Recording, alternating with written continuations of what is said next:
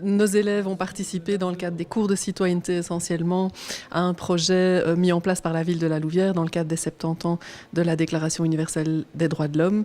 Alors c'est vrai qu'on a voulu que ce projet devienne un projet interdisciplinaire, ce qui cadre tout à fait avec notre projet d'établissement dans le cadre de nos classes actions. Une grande phase de décentration et de compréhension, c'est quoi les droits de l'homme?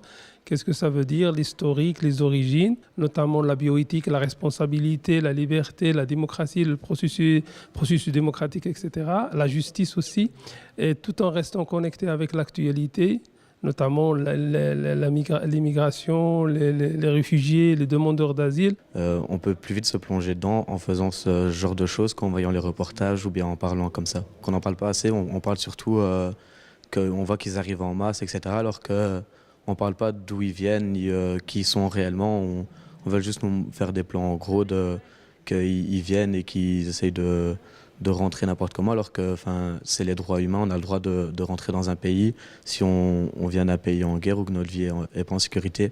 Donc pour moi, les médias, ils mettent pas ça en avant, ils mettent pas en avant les bonnes choses. On s'est focalisé sur les deux articles, notamment l'article 13 et 14, où les élèves ont négocié un peu le travail dans un esprit critique, exprimé leurs sentiments par rapport à ce qu'on a vu, tout en éduquant sur les valeurs, le respect, l'empathie, etc.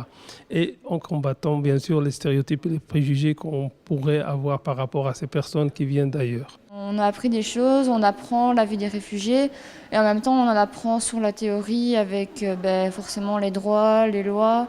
Mais leurs droits à eux, aux réfugiés, ils sont un petit peu plus bafoués. Ils arrivent et ils n'ont rien en fait. Ils n'ont rien et tout est mis de côté. Ils doivent travailler, mais vraiment énormément pour essayer d'être considérés comme un humain en fait.